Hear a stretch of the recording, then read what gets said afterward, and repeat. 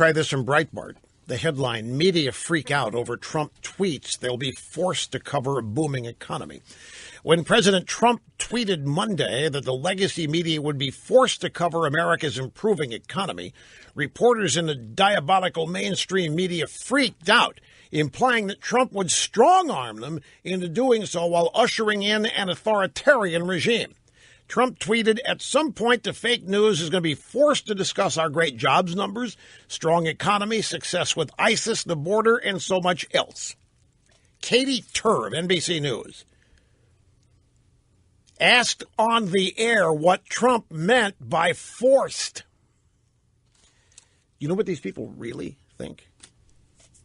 Try this. This is to show you the bridge or the gap here of rationality between us and them. Best example, and you may have a better one, when Trump cracked wise about Russia trying to find Hillary's missing 33,000 emails. He's on a campaign stump somewhere. It's a televised appearance somewhere. And Trump says, by the way, Russia, if you're listening, maybe you can find Hillary's 33,000 emails, and if you do, would you please turn them over to the media? They can't seem to find them.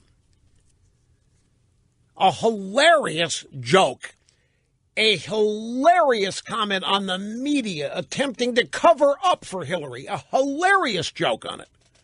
The media claims that Trump was asking the Russians to hack Hillary's server. And this is part of the Robert Mueller special counsel investigation. Trump tracking a joke, just like this tweet body slamming the CNN logo is a joke. To them, Trump is asking people to go beat up reporters.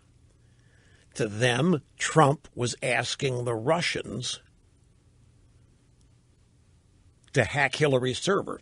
Now Trump says it ain't going to be long before the media is forced to tell the truth about our great economic success. And an NBC info babe says, what does Trump mean by forced? And then we get stories about how Trump is an authoritarian in waiting. We have nothing in common with these people. They don't even realize a lighthearted comment, but that's not even lighthearted. All Trump was saying is they're not going to be able to ignore our success for very long. That's all he was saying. What did they hear? He's going to point a gun at us, and he's going to make us report the lies about his economy, or he's going to shoot us. Now, no, Rush, they can't possibly think that. They do, folks. They do think a variation of that. They are running around talking about how Trump is on the verge of dictatorship, how Trump is on the verge of authoritarianism, while they actually practice it with some poor 16-year-old who did a funny video that CNN didn't like.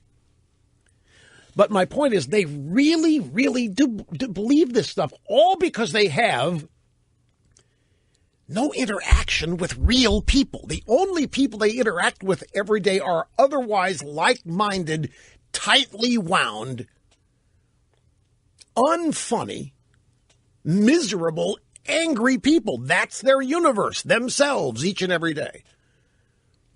And so they don't have any idea how real people talk to each other. They don't know how real people crack wise. They don't know how real people tease each other. And they clearly have no idea when they are being laughed at. And yet it is they who support the authoritarians of the world. It is they who love the Castros and the Maos and the Soviet Unions of the world. It is they who make pilgrimages to speak and talk with Hugo Chavez in Venezuela as he's destroying his country. They marvel at the greatest healthcare system in the world in Cuba. They love authoritarians. They love dictators. They love socialism. They love communism, as long as they are considered to be in the in crowd with the leadership. But when it's Trump they think is acting as an authoritarian, why, they look at how rapidly they turn and oppose what they naturally are drawn to. Well, why? If they love statism, authoritarianism, why do they oppose Trump? If they're fearful that that's what he's becoming, why? The answers are self-explanatory. Anyway, a quick time out, my friends, as the fastest 3 hours in media roll on.